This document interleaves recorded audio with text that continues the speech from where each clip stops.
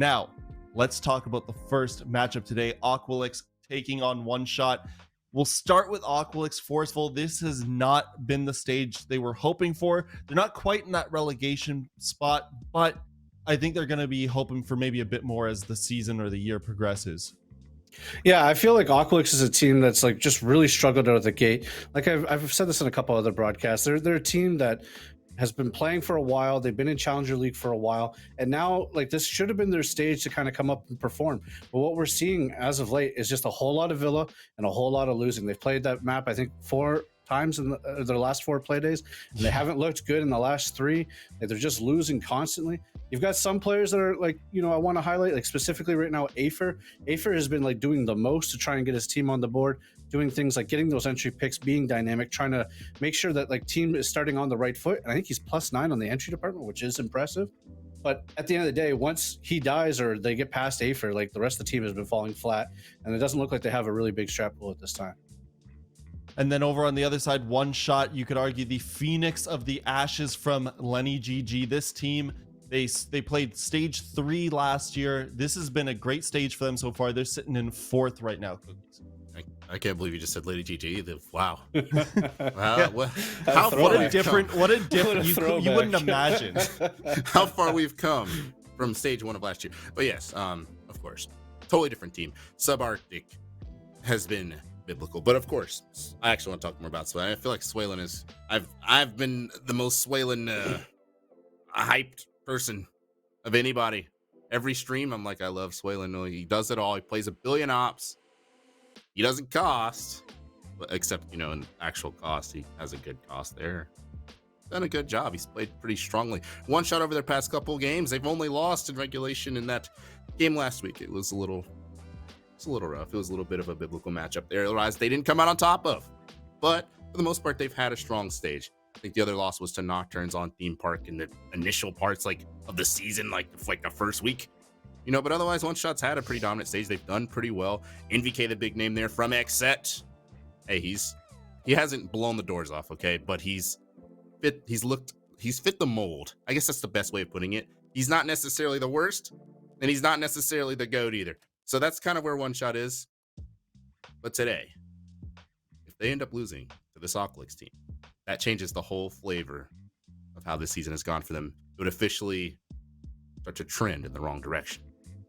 Now, these stages are short, though. They don't get many opportunities. And if you look at Aqualix Forceful, this is a team that was actually 3-1 at the start, including 2 wins on Villa.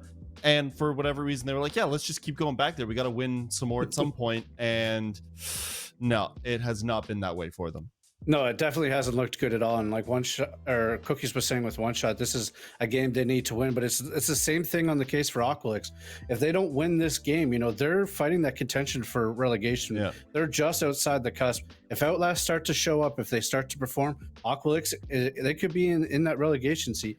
And I'm looking for something different for them today. One of the biggest things we've been noticing with Aqualix overall over the last few play days was that their map pool is really narrow. And that's why I kept going back to Villa. Teams like West Garfield Park who are playing with the sub, they had the opportunity to go and take them to other maps and take them to a map that maybe they're not comfortable on, and Aqualix wasn't able to do that. So I think today, if Aqualix wants to have any form of success, they need to not go to Villa. They need to start banning out the maps that they traditionally like to play, like the clubs, the Oregons, the cafes, and then, maybe we'll see some sort of difference. I hope these last 2 weeks kind of did them a favor there. They had a really good time to kind of prepare for this week. And I did want to throw this question to you, Cookies, because we saw a lot of Aqualix last year. I know that Forceful did too, but he was as a coach, so it's not quite the same. Can we just look at Aqualix and say maybe this is the point of your stage where you're go back to that old system of just throw stuff at the wall? I'll use that family-friendly term, and see what sticks. Why not just try that now? Thing is, Brim, I feel like what we're witnessing through Aqualix's stage is pretty much that. It's been really aggressive, ridiculous gameplay at times. For example, when one of the mini Villa games, at this point I've lost track of which one it was, but there's a game where Psychosis was on Cade, right? Mm-hmm. Site is trophy statuary. Your Cade is all the way across the map in Aviator Games taking gunfights on people trying to enter into study. At some point, it's it's not as extreme as it was last year for Aqualix, but it's still pretty extreme. They'd love to just fight you 10.2 feet into the building. You know, they're trying to fight over everything, every little inch, even if it's nowhere near the site. And quite frankly, Rem actually gets the opposite. I think they should play more close to the chest. Afer, for example, yeah, Afer's good at entry. He has good entry numbers, good opening kill numbers. Which maybe he's actually had moments where he's been on vigil and like lived into the latter half of the round and played well as a site player towards the end of dying halves around, instead of them just, you know, I'm gonna choke you out before you enter the building. Let them in the building, maybe pop a couple drones, go back to site, and then play that way. Aqualix might have more success instead of just like you're fighting over nothing. And honestly, sometimes it's like the attackers are looking at them and just laughing on the cams, like this guy's all the way up here on main. I'm killing him, he's free. At some point, you know, dial it down. It's ridiculous. Well, One Shot has made the most of their journeyman experience throughout CL so far. Another team that we've seen a lot of incarnations. They're coming off of a big win last week. I believe it was 7-4 over TTK. You know, they're looking good. Kind of the opposite end of the spectrum. Yeah, I definitely felt like One Shot's in this realm where they could be in the top 10 or the top like 4 teams really easily. And I think this week, like what they really need to do is they need to, you know, settle down and keep playing their game. We saw a very structured game on Clubhouse versus TTK last week where they were able to use their defensive utility. They were getting picks, they were capitalizing, they were winding down the clock.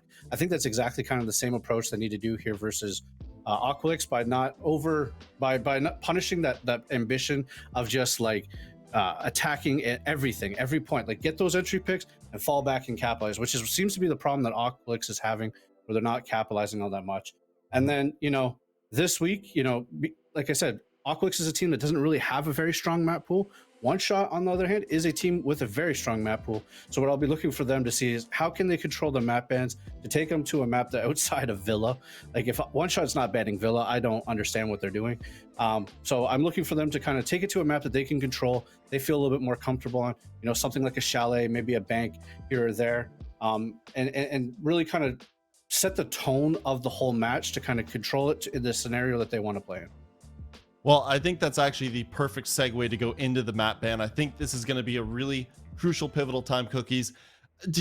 I mean, with all these options, one of the points was a trap map. Wait, Cookies. What? Why would they ban Villa? Why would they do that? One Shot actually lost on Villa as well in their most recent outing. Oh. So there might be some mental warfare going on there. You don't want to play a map you just lost, even though you have about 4,000 different VODs on Aqualix. And I just talked about how Aqualix plays Villa like it's like their lives literally depend on it. Chalet banned by Aqualix. They lost that to Karn & Company earlier. And quite frankly, we talked about how they want to play that playstyle from last year. That playstyle was using a lot of info and trying to swing and do whatever. They got dominated by Karn & Company on Chalet trying to do that. So maybe not best to play it. The really surprising one, them banning out Cafe. Of course, I'm sure you would agree. This is like, that's been one of their bread and butter maps historically. And One Shot also is rather good at Cafe, I would say. So maybe we want to talk about that one a little more. Yeah, I'm definitely liking these bans coming out from Aqualix. Chalet, historically One Shot's best map. We saw it all stage 3 last year. Cafe, another really strong map that One Shot like. It's a map that Aqualix typically don't ban. Clubhouse, that's a map that One Shot, again, showed a lot of dominance, some really good ingenuity when it came to dealing with playing with the Thatcher and around the wall denial against TTK last week. And Oregon, that's a little bit of a questionable one for me. What does that leave us with? Does that leave us with some interesting ones? That's for sure. Why? I would have thought Aqualix would have tried to take him to Oregon at the very least, and it looks like all those equalizer maps. You got Border, Clubhouse, Oregon, all taken out here. Villa. Wow! Whoa! We're actually going to bank. That's awesome. Okay, neither of these two teams have played it forceful. I don't believe so. I was doing a quick look through the stats. No, this is I think this is Aqualix's first time, and they left it between Theme Park and Bank. Those are two maps Aqualix haven't touched all stage. So it looks like they have taken those 2 weeks to kind of revamp their map pool a little bit. I'm very curious to see what kind of strats and what they're pulling out to kind of try and, you know, maybe surprise One Shot on this map, because there won't be any VOD footage on it. Critical point. We said it. You had a week off, you know, for Easter. To perhaps look for the Easter egg. That is a new map that you have never played. Sorry, I thought that week off, Cookies would have given them all the time in the world. One Shot, I mean, to watch the hours and hours of endless VOD on Villa they would have been provided with. But hey, maybe like you said, maybe they took that time to work on a new map. Hopefully Aqualix did, but judging by our predictions, Cookies, I don't think maybe a win is in the picture for Aqualix. At least I hope not. Maybe we cursed ourselves. Let me tell you this: Aqualyx loves, like I've said, roaming everywhere, doing this and that. Sometimes they will literally leave Rice on the site by himself. And if we're playing bank in basement, it's become very, very common to do these roams and whatnot. Aqualyx is 100% going to try that. And you know what's funny about this matchup? One Shot loves to rush if they see that type of thing. One Shot loves to just bam direct through the site. If you are lurking and playing off kilter defense, One Shot will walk right into the site on people. And honestly, Forceful, maybe you agree, maybe you don't. You think Bank is the type of map where One Shot's going to do a lot of that if Aqualix continues the same trend? I mean, I feel like this is a map where Aqualix could definitely kind of shine with their playstyle getting in your face. I know I saw this last stage in the playoffs with versus Aerial Rise, now LSR. They were not letting us into the map whatsoever, contesting at every entry point, swinging every chance we tried to get in the building, and they just completely shut down any of the strategic takes we wanted to do. We couldn't get them done because of the fact that they were not letting us into the building. And if this is what the type of gameplay that Aqualix is known for and they want to do, this might actually be one of those maps that might be able to surprise somebody. I think I like this. For them. I think this is the perfect. I'm not changing it. I'm not changing it. But This is the like perfect map for these two teams. I don't think we can get any more excited for this one. I'm going to throw it over to Crow and Jays Wills to take it away on Bank. Hello, everyone. We got a nice week break, Jonah, but we're back, and we get a match that I've really been looking forward to because we have two kind of opposite playstyles. Aqualix, who are really fast and forward, and One Shot, who actually have had a lot of issues with time at this season so far. Yeah, Bank is a curious one, not only because neither of these teams have played this map at all this stage, but like you said, there are a lot of questions about what playstyle are we going to see from Aqualix. Are they going to lean into that Aqualix style of play, exploit the map as much as they can? Are we going to see something a little bit more default? I think we have some answers, at least in terms of what One Shot are worried about. They're going to ban the Nook right away, making sure that she cannot sneak through the map and Aqualix cannot use her as they start things out on the attacking side. But in terms of the rest of these bans, I don't think we're going to get anything too out of the ordinary, at least from Aqualix. The Hibana, pretty standard here on Bank with all the hatches, right? Vigil is a possibility, but it's going to be the Valkyrie and the Mira. So pretty typical in terms of those other three bans. I was really excited because I thought with the Nook ban, I mean, not only is Bank Nook's one of Nook's best maps, if not her best map, you know, with those late garage pushes, late in the lobby for top floor, you know, she has a lot of presence on this map. Also against Aqualix, Aqualix are a team who love their solo plays, who love their late backside pushes, their flanks, what have you. So very smart of One Shot to shut down that Nook. I thought maybe they might counterban, you know, the analyst desk highlighted Afer on the Vigil, but they'll leave that up for him, and he'll be donning the Ash. We'll see Aqualix on attack first. And Jonah, not only has, as you and the analyst desk highlighted, not only has neither team played this map before, but each of these teams has also banned it in more than half of their games so far this season. So I definitely think it's more in question for Aqualix because, you know, they're the ones that we talk about. Low map, weak map pool. One Shot are definitely a little bit more diverse, but with neither team having VODs on this map, I'm not necessarily worried for One Shot, but I am excited to see if Aqualix just bring out some crazy stuff. Right, I think this is exactly what Aqualix needs. They started off the stage well, but now have 3 back-to-back-to-back losses, and I think all 3 of them have been on Villa. So they need to change it up. They need to throw something new into the mix and hope that their opponents won't be able to adjust to whatever they can throw at them in time. And again, like our analyst said, you know, it is...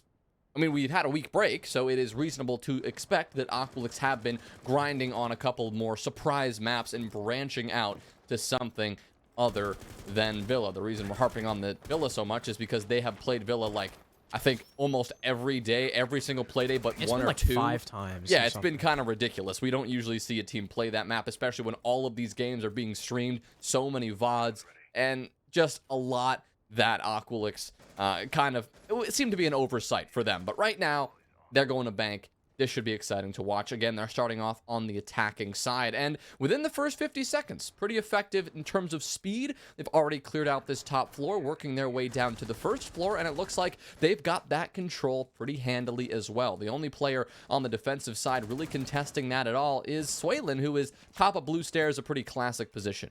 Yeah, no one's roaming, so super easy for Aqualix to just walk in and take this control, aided by the Jackal as well, so you don't necessarily need to drone out every single nook and cranny. This scanner, the footstep scanner, can certainly help speed up that process. But again, Aqualix are going to have to clear out this top blue player if server is what they're going for. Now, something that we actually haven't mentioned, Jonah, is because Nook was banned and Hibana was banned by Aqualix, Thatcher is still left on the board. I mean, if Cade is up, he'll be quickly countered by those EMPs, as we just saw. Nick will send those out. Easy thermite for Gasher to open up that first hatch, but that hatch control isn't going to matter much if they can't kill Swaylin swiftly. There's only a minute 15 left now. This guy's still tucked on top blue with a shotgun. There's like 3 different people from Aqualix staring at him. He's got this shield to play with. I don't doubt he's got Womidus and ADSs to supplement this position as well. Aqualix need to get a move on. Oh, well, the EMP grenade's going to help this out a lot. The ADS is disabled. The nade soon to follow. Swaylin forced to back off. He'll take the fight with a shotgun, and he will get one. Dangerous for the attacking teams. We often see that fight go in the favor of the defender with the shotgun, but thankfully, someone from Aqualix was there to find the trade, so they will make sure to keep things in an even 4v4. But there's another surprise waiting for them downstairs. Good drone work, though, communicates NVK's position. Rice cleans him up. Now he looks for more as the team pushes the site.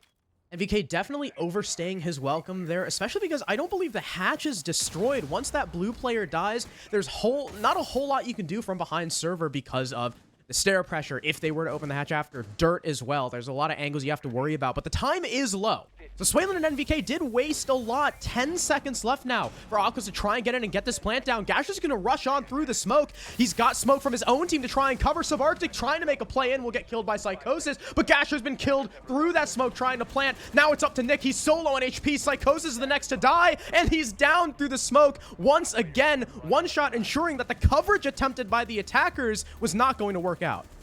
Yeah, one shot just playing bank exactly the way it is meant to be played on the defense. You utilize those power positions and you try to exploit them as much as you can to waste time. And even though Aqualix, they were in the building quickly and they cleared out the top 2 floors quickly, when it came to actually transitioning to make that execute, that is where they got stalled out a little bit, right? It was first dealing with the player on top blue, then it was a little bit of a surprise downstairs in server, but that was dealt with almost instantly. But what that did is it wasted a good bit of time, about a minute off the clock, leaving only 15 seconds for that execute. And with the toxic smoke in play, with enough defenders on the site still alive and rearing to go, even though Aqualix had a man advantage and they had the site control, it would be very, very difficult to get that bomb down successfully. They had several attempts at it, but all one shot had to do was just deny the bomb from going down. They were able to do that both times, first killing the initial planter,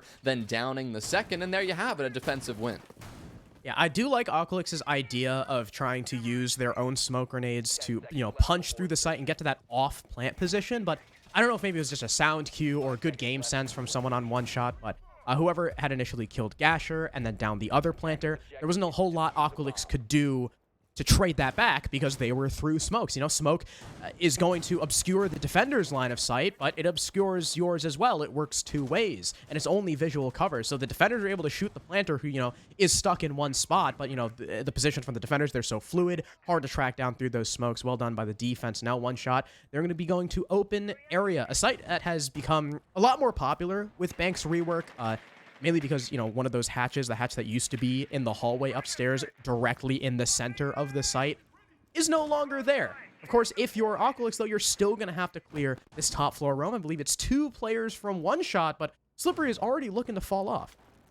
Yeah, he's got the escape hatch through the elevator. If he senses the pressure building, Rice will be the first player to entry, and a couple of shotgun bullets from below will, graze those players on the entry, but not do enough damage to really concern them. Just below 100 HP each. Slippery, sensing the buildup of that pressure, thanks to the callouts from NVK below, he will back off. Subarctic will as well, dropping down the stock hatch. So again, a minute 10 seconds in, and the roam has been cleared. Question is, how long will it take Aqualyx to 1, realize this, and 2, seize that control? Looks like we've got our answer. About 15 seconds later, they're pushing their way in.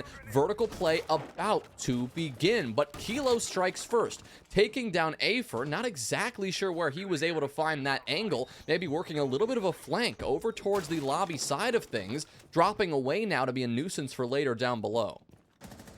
I like One Shot's decision to fall off really early, knowing that, if you give Aqualyx those fights, they are going to take it, and a team who has, as skilled in fights as Aqualyx are in taking those 1v1s, that's what you want to avoid. Instead, One Shot, they fall off. Aqualyx are kind of left wanting. They clear the top floor. I mean, sure, they have the control, but now they're down a man because of Kilo's flank, and there's only 1 minute left. The hatch is already open, but, with that corner hatch, there's not a whole lot of control the attackers can gain from that. That's why the defenders have no problem with opening it for that fallback. And Slippery is going to surmount this control from One Shot, getting another kill on Psychosis. And VK will die to the nade, but it's still a man advantage and really a time advantage here for One Shot.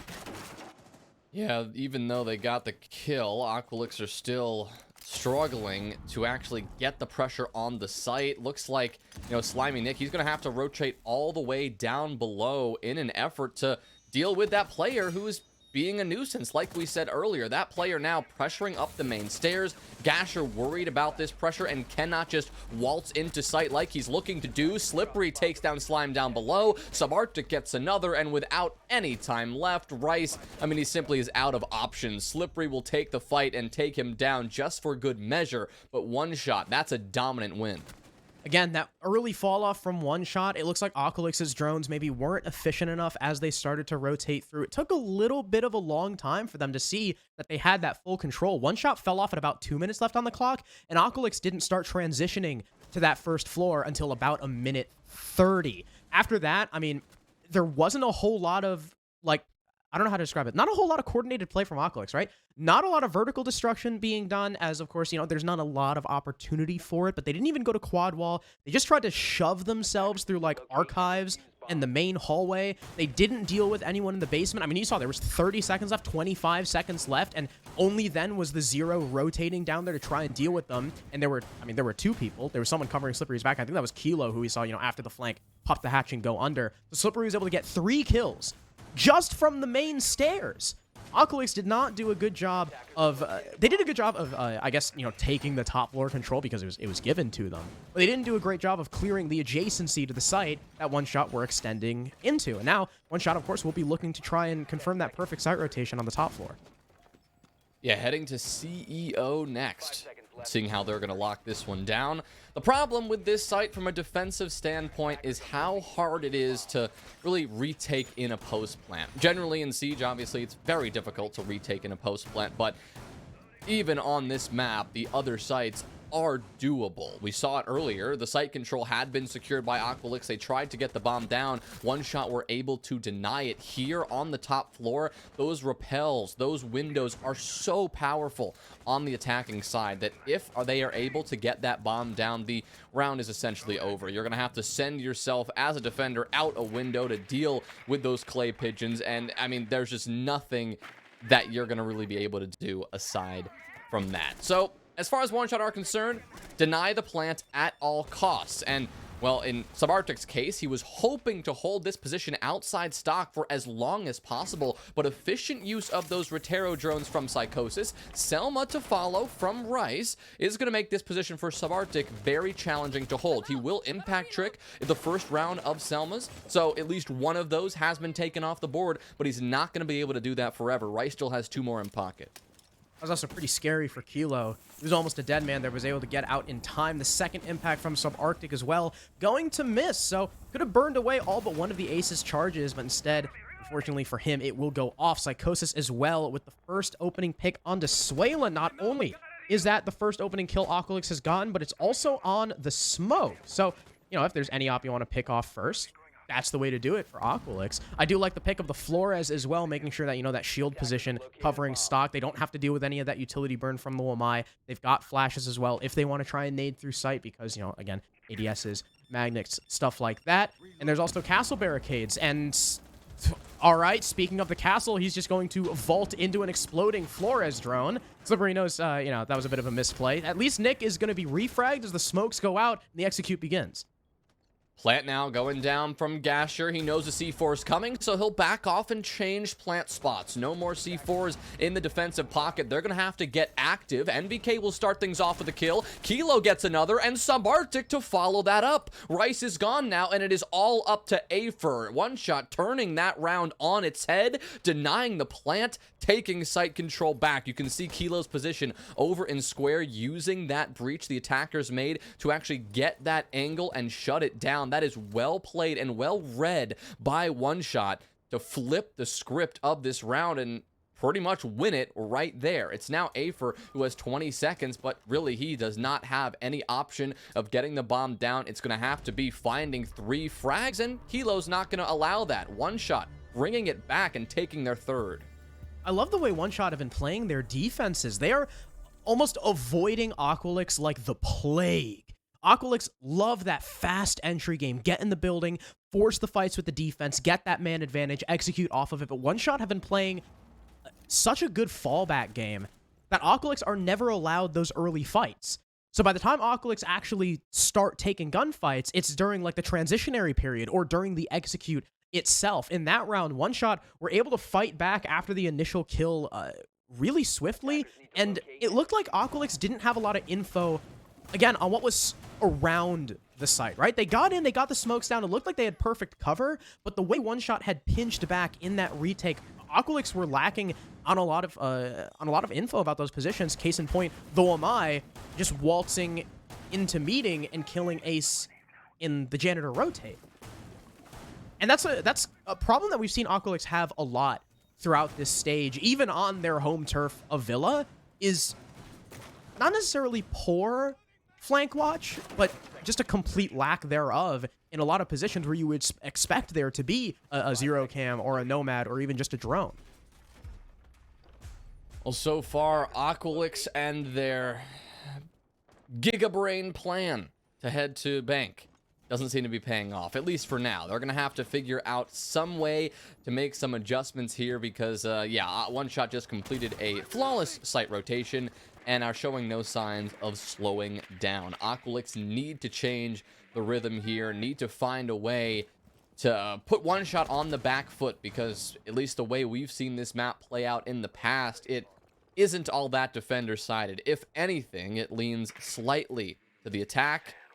So Aqualyx, they need these next 2, probably 3 rounds if they want to move into their own defensive half with some semblance of confidence. At least in round 4, another confident top floor clear is what we're witnessing now. Aqualyx are already in and have secured firm control of the top floor and the first floor as well. The difference now, they need to speed up that transition. They need to speed up how quickly they begin this execute because last time was their problem. Yeah, we know they can clear this top floor when there's no roamers in no time at all. The real challenge is killing Swaylin within the next, I would say, within the next minute to minute 10 would be decent enough time for Aqualyx. And EMP went out and burned away all of that anti-projectile utility, so Swaylin's shield is now down. If they want to send nades his way, they'll have to use another EMP.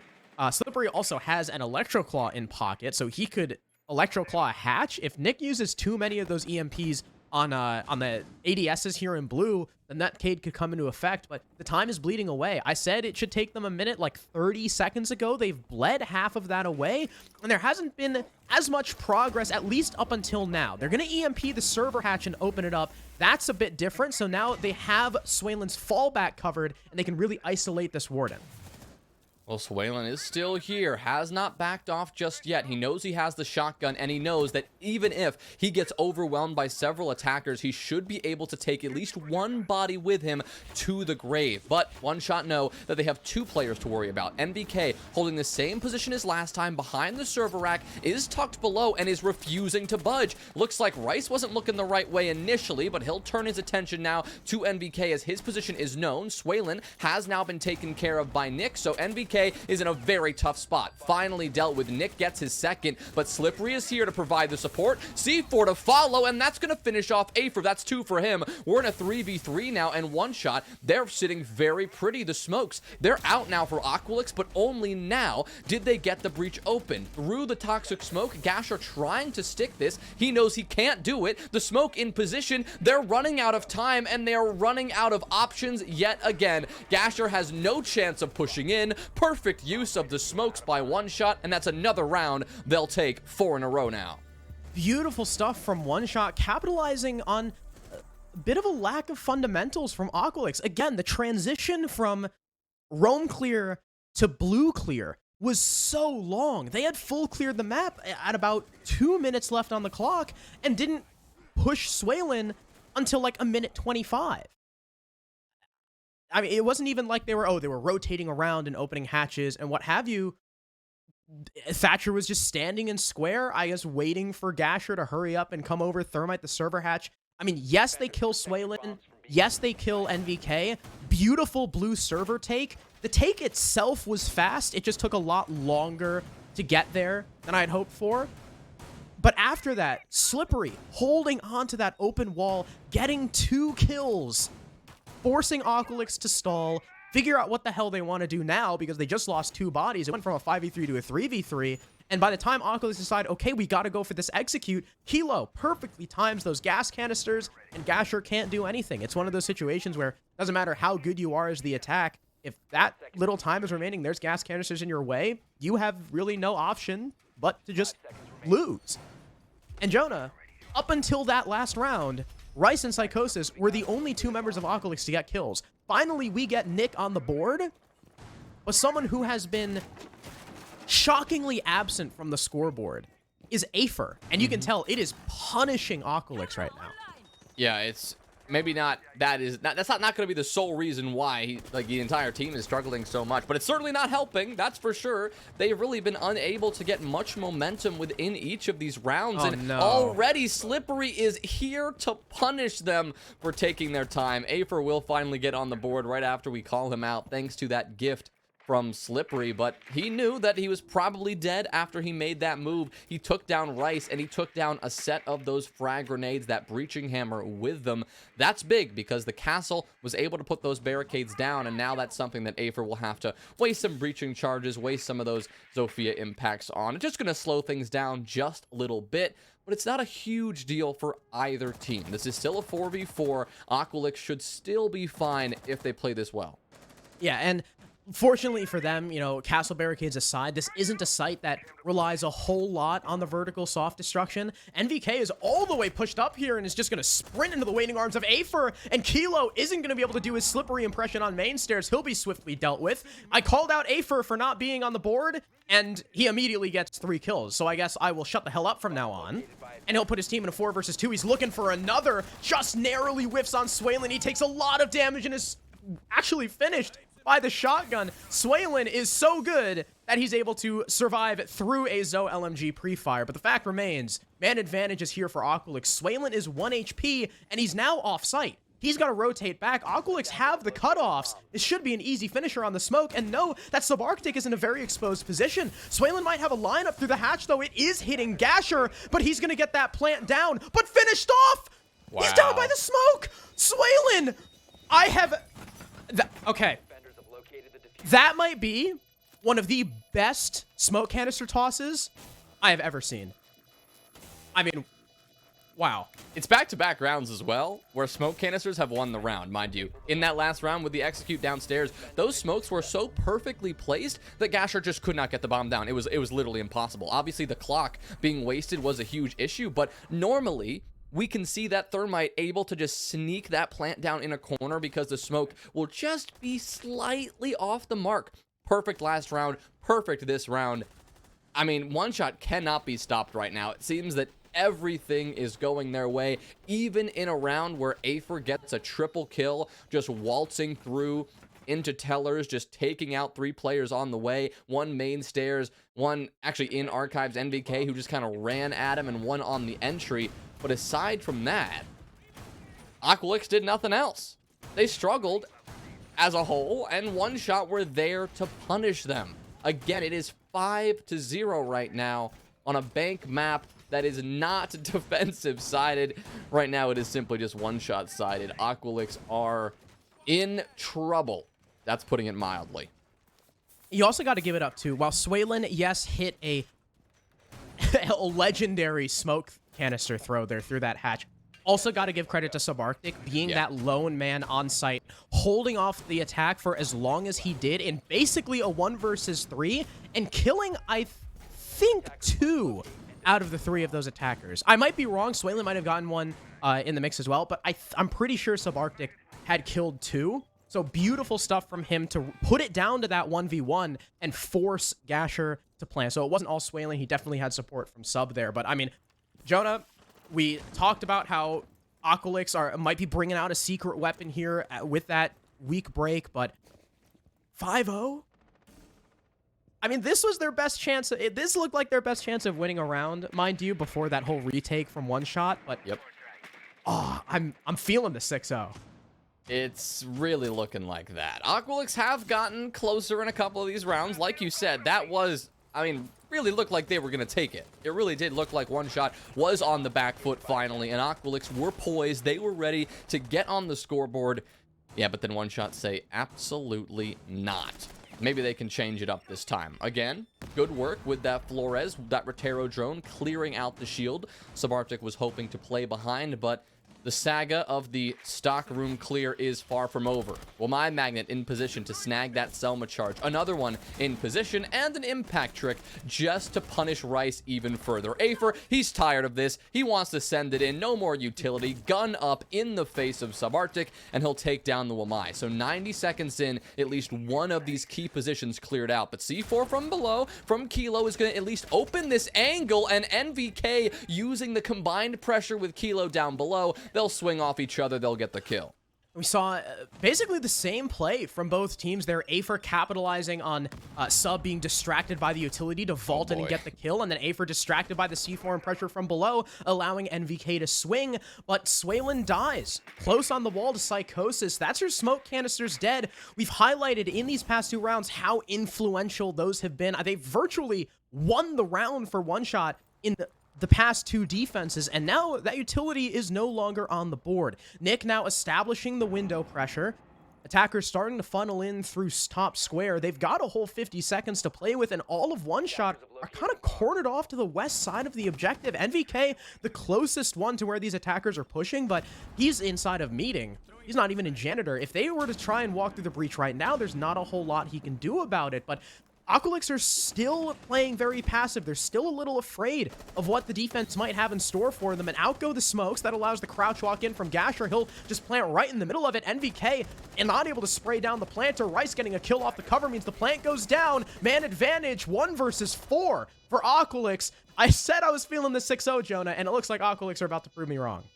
Yeah, we call out Aver for no kills. He gets 3. We call out Aqualyx for not finding the scoreboard. And finally, they're about to get 1. Slippery, this is not looking good for him. He's got a UMP. He does not have 100 health. And he simply does not know where every one of these attackers are positioned. He'll get 1 just for good measure and add to his 8-kill tally, but eventually it looks like he will be felled. It's Rice to claim the kill, but Aqualyx, who finally claim an attacking win in round 6 on their last possible attacking moment, they will take just the 1. One Shot, it did seem like they were playing a little bit looser in that round. They were definitely playing a little bit more aggressive. You saw that with NVK, his willingness to just swing on the stock player. Kilo, prematurely, I'd say, using that nitro cell. But most of all, Swaylin for sprinting out of the breach to top square to try to kill Rice. It was, the breach got opened. He was safe. He didn't actually have to run at him, but he was like, wait a second, what if I sprinted at him here? He just hit the shift W through the breach, tried to take down Rice, but Rice was very much prepared for that. May have had a call out or just heard the thundering smoke down the hall. Either way, took him down no problem. And like you said, on that site, especially when you don't have those toxic smokes to deny a plant, it's not that easy to defend all that well. Yeah, it's I mean, it's one of the hardest sites in the game to try and retake as a defender. So even with any sort of man advantage, Aqualyx were probably going to win that, let alone in a 4 versus 1. But like we said, like the analysts had highlighted, right? We're on basement, and Aqualyx are establishing a roam. We've got Mozzie, we've got Vigil, we've got a whole lot of operators to deny those drones, increase the staying power of those roamers, allow them to waste more time. They're sending all the way up to the top floor as well. So Aqualyx weren't allowed to play in your face on the attack due to One-Shot's passivity, but One-Shot aren't going to be afforded that kind of luxury on the attack. Yeah, essentially a polar opposite of the setup that One-Shot was going for on their defensive side. It also will matter a great deal of how Aqualyx choose to play this, if they stay on the top floor as long as they can, or if they back off rather quickly. But the point is, they've got utility to support this roam. It seems like they want to hold this extension and waste as much time as possible, rather than doing what One-Shot did and backing off slowly and playing a bit more passively, right? Psychosis right now, he's just chilling on the main lobby balcony. He is just getting aggressive. He's looking for kills. At least he's taken a couple of drones off the board, which is as effective as ever, but he's exposing his back to Subarctic. He was not paying enough attention to one of the most classic positions on that rappel. Afer gets one back, though, as Slippery uses that skeleton key to open up some angles from above. Afer just turns his attention to the vertical and will fry the buck, no problem. That is a big kill here. No more skeleton key to help you clear out this extension. It may take them a little extra time now. Although, in terms of the site itself, Buck is almost useless concerning his primary utility. I mean, sure, it's burned, now dead. If she had hard breach charges, not as big a deal because you have both Maverick and Thermite there, but Swaylin going down to the shotgun of Gasher is going to give Aqualyx that man advantage and also make it a little harder to hunt Afer down. Remember, because there's so much of that drone denial, case in point, Subarc running in because he didn't know Afer was there, that Jackal no longer has the footprints to try and bypass those pests, so Afer, still making his presence known, still wasting time, will take out Kilo. A third kill for Afer. These attackers cannot pin him down. Looking for a fourth, misses the flick and gets taken out by NVK, but still, in a 1 versus 3, there's not a whole lot for this Maverick to do. He does have time, but I don't think Aqualyx are going to give him the fights he's looking for. Yeah, now is when they play passive, right? They threw all the aggression out already. They took the gunfights, sent themselves, Afer collecting a bunch of kills while doing it, but it is now just going to be waiting for NVK to push down the stairs. Nick will capitalize as he hears him drop to that first floor, rather the basement landing, so takes him out, no problem. But on Bank, when going through that roam clear, and One Shot gave us a pretty good example of why certain operators are important, right? The Buck, even though, like you said, Harrison, that skeleton key, useless when it comes to the execute, so helpful when it comes to clearing out an extension. Because if you secure the control of the top floor, normally, now you've got to take the time to go through an entire second floor clear, or rather through that first floor after you go through the top one. That takes a lot of time. Takes a lot of time, takes a lot of utility, and it can get quite frustrating. If you have the skeleton key to assist, you can just cut off those attackers, you can establish choke points, you can cut off those rotations, and that will force the defenders to back off quickly. Without the Buck, Aqualyx felt comfortable, Afer felt comfortable to hang around, and then, worst possible case scenario there for One Shot, they also lost Swaylin. So the other element that could have expedited a roam clear also lost. Afer could just run across the entire map free, and One Shot couldn't do anything about it. I guess both info starved and cutoff starved, I guess, towards the end of that round. Afer showing why he's the man we love to highlight on this team. He went from 0-4 to now 7-7. That's a comeback if I've ever seen it, Jonah. And we have a little bit of an interesting strategy on the site. We saw earlier on the top floor, a castle barricade right in the middle of sight, in that double door, with head holes open on either side of it. That'll prevent One Shot from getting, I guess, an angle through the doorway itself. So a little bit more rotatability for Aqualyx, but I don't know. I'm still a little confused by that castle barricade. We'll have to see, of course, how it pans out during the round. It seems like NVK is donning the mantle of what the Nook normally does in that late main stairs push. He'll fire off some zero cams, but it'll get immediately spotted and shot out by the Wamai disc. And now the defenders are aware, hey, there's someone in ATMs. We got to watch our back.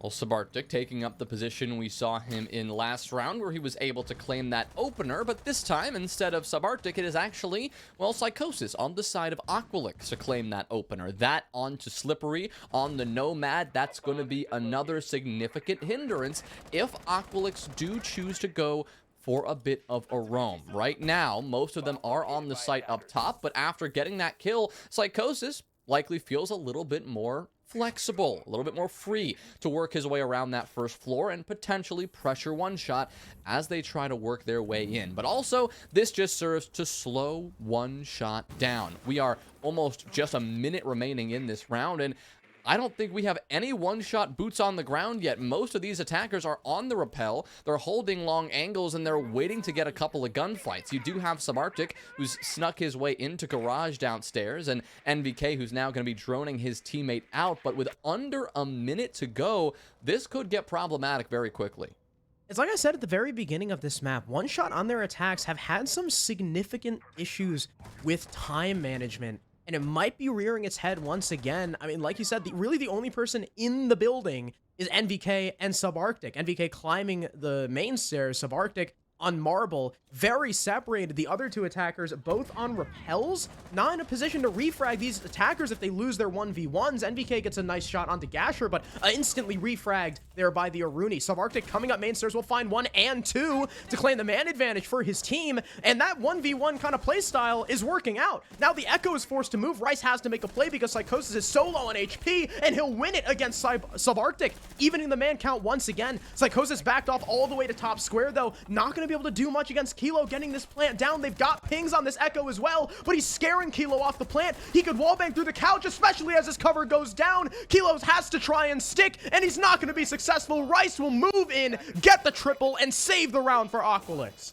A valiant effort from One Shot in terms of how they decided to play that execute. That was a very tough. They basically attacked it on hard mode without much utility, without the real control they were looking for. They just decided to take gunfights. They had that web around the site, an attacker in a variety of different positions. Even though there were only 4 of them, they made their presence felt, and they won a large part of those gunfights. Subarctic was able to get a couple. They shut down Afer, who was swinging them from that front office, and they were able to get the man advantage in their favor. But then eventually Aqualyx, as happens with 1v1 gunfights and just a frag-heavy style of a round, even with a slight disadvantage, the other team can easily bring it back. And that's exactly what Aqualyx as a whole were able to do. They shut down the plant, and good on them. Now they've got 2 more rounds under their belt. Only 2 more rounds as well between them and One Shot at 5-3.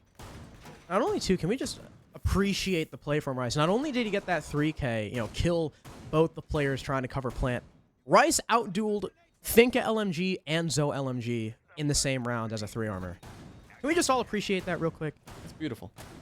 Rice said LMGs be damned. Forget about your crushes. I've got Echo. Sorry, crutches. I think I just said crushes. I misspoke. That's my bad. But we're going to open area now.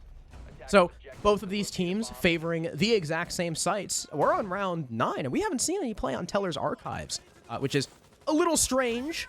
But open area has become steadily more popular than Archives with the bank rework. Yeah, I think open area actually has the highest win rate in the NAL right now. I would not be surprised. Yeah, it has a pretty high success for defensive teams, and Aqualyx hoping that this can be their 3rd site. Maybe less confident in their defense of this one than that top floor, but a strong site nonetheless. Looking to continue this comeback, get that 4th round, and send us even closer to an eventual tied score line. But right now, again, One Shot, they're also looking to get that momentum back in their favor. Making this top floor clear happen is going to be the first and, well, probably 2nd and 3rd priorities. There is a pulse in their way that they're going to have to worry about.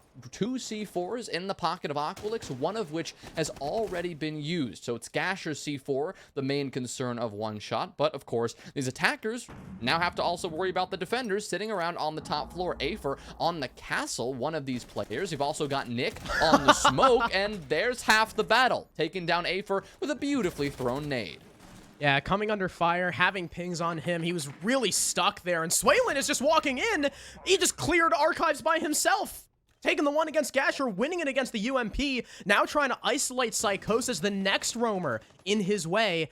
The Mute playing very passive, still tucked underneath that kind of filing cabinet, but he'll opt to now push. He knows Iana's on the drone. He heard the sound cue, and Swaylin gets off in time, but can't win the fight. Psychosis shuts him down. There's the trade from above from Slippery. Good team play there from One Shot. Gives them the advantage. 4 versus 2. The best they've looked in an attack so far. They've now need to do their best not to squander it. And, well, it looks like it might be a little easy, as Aqualyx might have just given them the finishing blow with a free kill on Nick.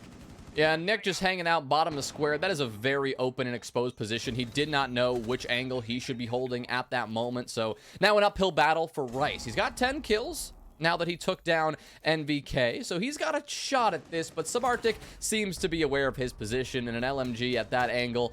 And yeah, that's not going to be too hard to finish it out. A strong attack there for One Shot, much better than the last, playing so coordinated, making sure that every time somebody made a move, there was somebody in position to answer. They did throw a little surprise in there, having someone just jump into the site and get aggressive, but taking out the pulse really opened up those top floor players, allowed them to be a bit more comfortable with the vertical play they were getting started.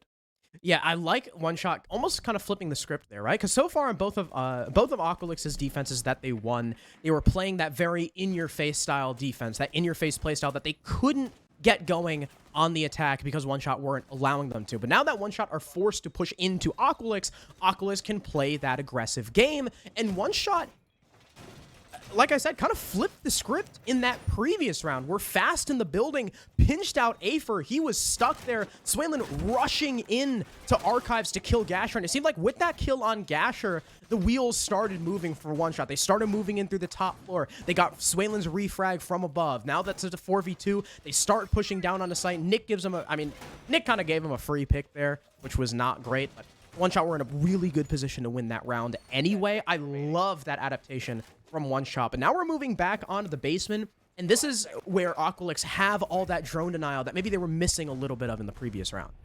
This is also where they expertly utilized the entire map on that defense, right? It was Afer, the last time we were here, who tore apart the attack. 3 kills. So One Shot, they've got to be careful with how they approach this one, right? They're going to try to keep Slippery, try to keep Swaylin up as long as they can here, especially on the entry. Like you said, if Slippery were to die in the mid-round, not a huge deal. They just have to be able to force out these roamers first. Slippery, as we can see, making this rappel straight towards the CEO windows, where one of these roamers, just on cue, is lying in wait.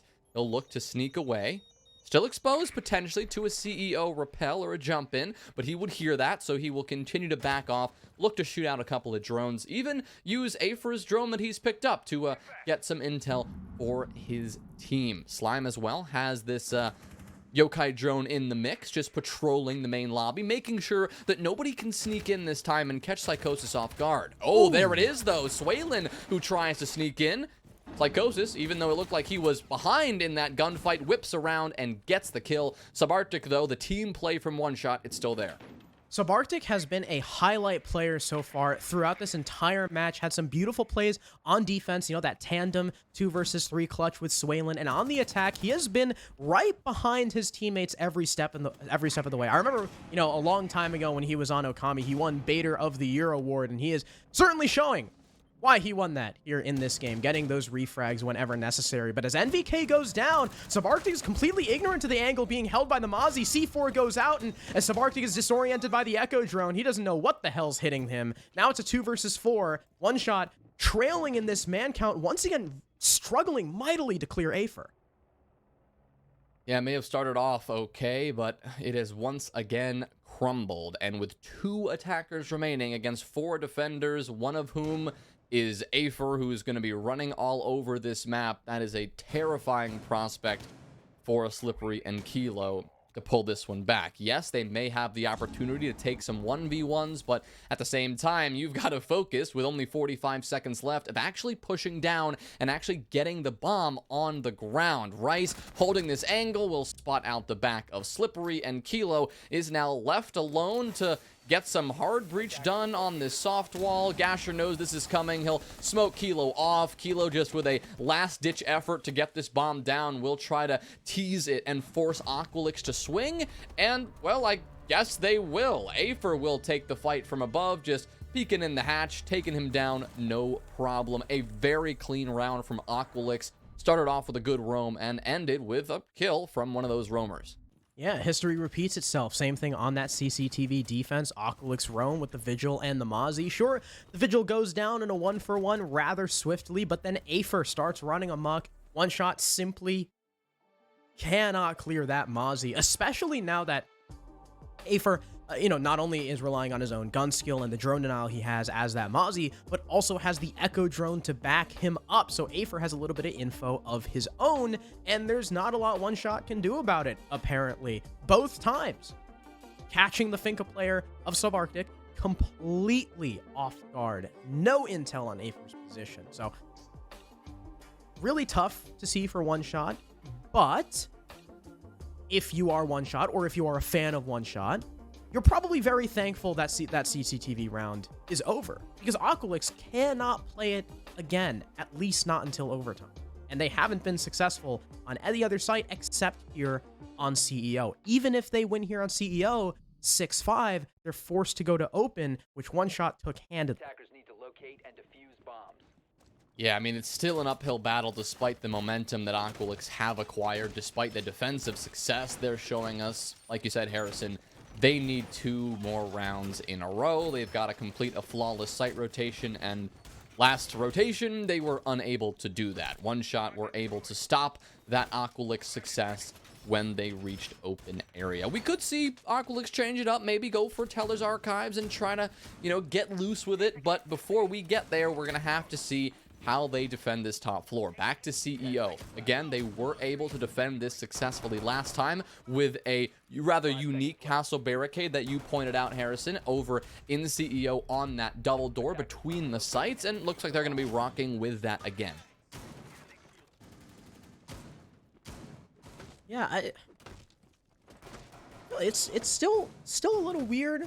I can't say it did too much in that previous round, considering where the attackers were pushing from. The head holes certainly aided Psychosis in, pressuring out the planter and forcing him to, kind of use the castle barricade as cover. But I don't know, the castle itself, I still don't really understand the purpose of it. If Aqualyx end up coming back in overtime and winning the game, maybe we can get Brimstone to ask about it. But here's castle barricades that I know that are very clear on what the purpose is. They are preventing Swaylin from getting the line of sight through B, protected by Aruni gates as well, making sure that if One Shot want that sight cut off, they're going to have to dedicate a lot of utility to get it, as Afer, I thought, got a 1-tap, but in fact, it was just him firing off a single bullet before his head got taken off. Yeah, it may have also been a 1-tap from Slippery. Who knows? But I think it just sounded a little more like the DMR. It did sound the DMR, right? I think Afer did fire 1 shot, and Slippery taking down not only Afer but Psychosis as well. A bad start for Aqualyx. It looked like they wanted to get a little bit cheeky, get a couple of these defenders in surprise positions, and lo and behold, One Shot were more than prepared for it. Still playing a very similar passive style on this attack, not putting all their eggs into the CEO repel basket, backing off and trying to establish as many angles as possible, even on this west side, entering through main lobby now, but it is working beautifully. They got the 2 entries they needed, so if they want to employ that same frag-heavy 1v1 gunfight style of attack that we saw them do just a few rounds ago, it is going to be a hell of a lot easier now that you're 2 men up. And nade looked like it was going to have Gasher's name on it, but he avoids the frag for now.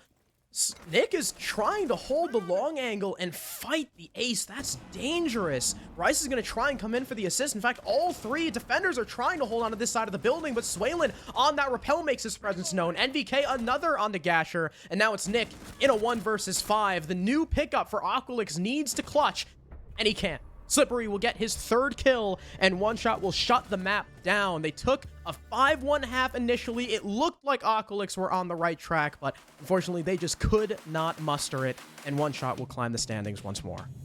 Hey, the one-shot timeouts hit different. We've always really said do. this about this team. They will take that 60-second break. They will work something out. They'll concoct some sort of scheme for the next round or whatever the adjustments they made here. Another perfect example that, yeah, they've got it down. They know how to regroup when they're on the back foot. They know how to switch the momentum around, and they're fantastic at pinpointing the mistakes they've made in the past and adjusting and working off them. A perfect example of doing that was how quickly they were able to work their way in the building and how easily it seemed and effortlessly they were able to deal with those extended roamers, that A for the players tucked down below. Who was that again? It was on the Cade. Either way, it was easy for one shot in the end. Yeah, probably Psychosis who was in that position. They just flew through that round nearly flawless. Nick did get one in the end, but it didn't matter. One shot, 7-4. It did get close with some good Aqualyx defenses, though. I will give them that. Yeah, I really thought Aqualix was going to start to turn it around because, right, they could play that very aggressive game. One Shot are forced to take those fights, which is where Aqualix thrived, but I think it was just a little too late. Aqualix couldn't get the ball rolling on the attack until the very last round, and it really hurt them. Didn't give them as much of a buffer as they would have liked, but we're going to swap back to the analyst desk between games, of course, to see how they digest One Shot's victory. What we saw here today was a very, very defender-sided bank, and Forceful, we'll start talking about Aqualix first. I think although it was defender-sided, when you leave yourself down 5-1 from the first half after you're on attack, even though you're going to defense, that is a hard hole to climb out of. Yeah, 5-1 is nothing you ever want to be putting yourself into, obviously. I feel like Aqualix, they didn't look like they practiced on this map. I'm going to keep it quite honest. Like, well, you mentioned that round number 4 when they were trying to take CCTV, and you were saying it looks like they looked at a VOD once, didn't practice, and then they were like, hey guys, remember that video that we saw once? Let's try that. And then when they got into the thick of it, it was very difficult to execute. Yeah, they're just trying to clear blue. They're trying to clear server, and the guys are in the right spot. They have the right utility, but you look at the clock and there's 30 seconds left, and there's still a player with a shotgun in blue. It's like, okay guys, we need to speed this up. We need to make sure that we're doing this more efficiently, and that just comes from practice. And it really looked to me like this is just Aqualix throwing a Hail Mary, and they didn't catch it this game. Cookies, they did have an impressive pushback. I will give them that on their defensive side. It was looking like it was going to be closer. But now let's talk about One Shot for a second, because they looked like they were doing obviously very well on defense. And then they used that veteran experience to vault themselves forward when they were on attack. They were finding some difficulties, but they sorted it out in the end. Yeah, so I guess if we can start with the defenses. One thing I really liked was that I talk about Stilling plays all the different operators, right? He threw a nasty smoke on that open air round. Yeah. We were hooping and hollering. We were losing our minds over the smoke grenade. It was good info there as well. But you have that, and then you have the fact that on basement, Kilo's actually the one playing the smoke. So you have two different guys that know their lineups, know their smoke, and know their game. And that, as we talked about how practice matters, you don't just know that. You don't just spawn in, play bank, and know how to do that. A lot of maps, like, I don't know, like a clubhouse or something, maybe stuff's a little easier to figure out, but bank, you have to get into a custom lobby, figure stuff out. It was definitely a difference there for One Shot on their defensive half, and your Aqualix, it was a whole lot of reliance on just, how do I call it? The drive-by plays, for example. We saw Slippery a bunch of times. He tried to sledge out above, like against the roamer, or Swalen would try to take a one with the roamer. You see his 1-for-3 ratio there. He did not have fun on that jackal. Because it was almost like Aqualix they're like a wild wildebeest. They're like a 3,000-ton tiger just bucking and swaying around. You can't control it. And of course, we talked about, I think maybe One Shot could on their attacks have, played together more on the roam clears. That's like, because it's just like Aqualix is just hitting shots, it's just like that. It's kind of like stuff where it makes you go, oh my God, he really hit that. That happened a lot on those roams. Yeah, I mean, like, how do you take down those massive tigers? You got to do it as a team. And what I wasn't really liking before the timeout coming out from One Shot was the fact that they weren't getting any trades. They weren't really playing off of each other. The only person who was really carrying that was Subarctic, who played an absolute phenomenal game, especially on attack. Well, it's funny that you mentioned, because it's actually Subarctic I'll be talking to right now. Talking about his game, his team's game, everyone in between. Sub, congratulations on the win. That was mightily impressive. I gotta say, that defense, you guys looked like everyone. The one thing that we were talking about, everyone knew their roles. Yeah, I think our defenses went really well. The one round we lost is definitely on me. I got first picked, but overall we had me and Sway had that one good clutch. But overall we were really just playing the holds well, holding our spots and not trying to do too much.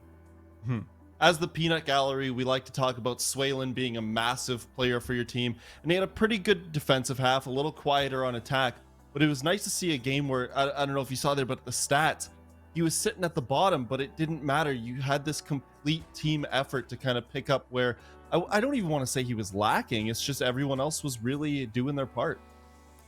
Yeah, I mean, Sway's obviously a great player, has been playing great all season, but we're really confident in our team as a whole and how we can play together. And really just like bring back rounds, even if like someone's having a bad game or someone got first picked. We're really confident in just being able to work the round, find picks back, and try to get a round win whenever we can.